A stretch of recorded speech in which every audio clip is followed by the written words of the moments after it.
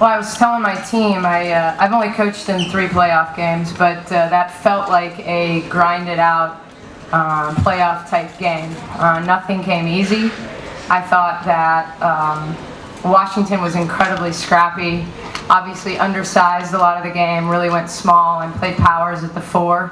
But in doing that, they were really aggressive. They created great spacing, really attacked the rim, got to the foul line. So really good battle for us. I thought Brittany Sykes had huge minutes in the 4th quarter. Hasn't shot the ball as well lately, so to see her step up and make 2 threes in the 4th quarter. Mo Billings with Breland in foul trouble, huge game. Couple pull-up jump shots late in the clock that didn't look very rookie-like. So really proud of her effort because we didn't obviously go very deep in our bench. Questions? To your left, Nicki. Yep. Howard. Yeah, Nicki, on a night where Renee gets 1 field goal total and scoreless from 3, and you're out rebounded even when Washington goes small, what do you think we learned about your team and the many different ways it seems that you're capable of winning games? Well, I told the team when we went into that 4th quarter that even though the 3 didn't count, and obviously you're going to feel better about a 5-point lead than a 2-point lead, this team knows how to win games late. We guard people, and we have players that can make plays. So, when we get into tight situations, there's rarely much panic with this group. And so, if it's not one player, it's going to be another. And I thought Brittany hitting that early 3, and then going down, which, has happened multiple times this year. But for her to kind of battle back and give us those big minutes, I just trust a lot of people on this team, and I trust them to take shots. You don't know where the shots are going to come from. When you load up the box on Tiffany Hayes and she can kick it and we can make open shots, that makes us special. But we're now 18-0 and we're leading going into the 4th quarter.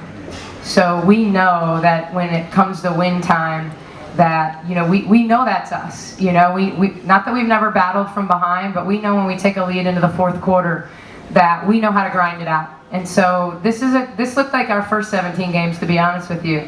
A lot of close games, a lot of grind it out. Need 1 mini run, 1 small run type of situation, and I thought we got that tonight. Nicki, 3rd row to the center.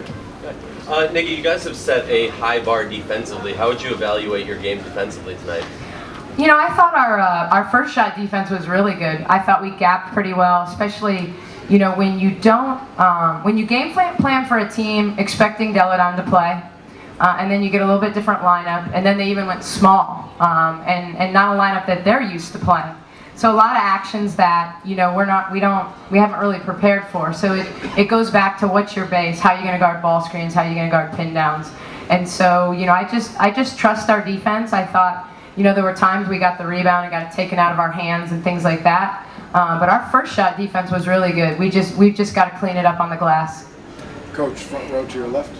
Coach, front row to your left. Obviously, a lot of the focus was about Elena's status. Would she play? Would she not? What would it look like if she didn't?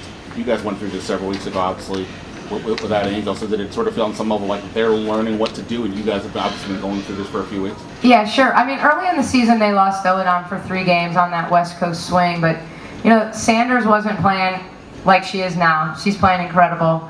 Cloud missed some of those games too, so it was even hard to look back at those games and try to guess at what Washington was going to do if she didn't play, because they're a different team with Cloud, they're a different team with Sanders playing extended minutes and being so good in that pick and pop game. So yeah, I mean, I think it takes time to feel it out. At the same time, I'll tell you that I didn't go into this going, ooh, sigh of relief, Deladon isn't playing, because I think there's a mentality when you lose someone that everybody else steps it up a little bit more. And you saw Aerial Powers get this great opportunity and play a lot of minutes and be really aggressive. And so, in a great player's absence, this league is too good to not have a bench that's going to really step it up. So it didn't make it easy, because you knew they were going to scratch and claw and prove that they could win, without Deladon. We'll go 1 more question, and then we'll have the Atlanta players. Center to the right.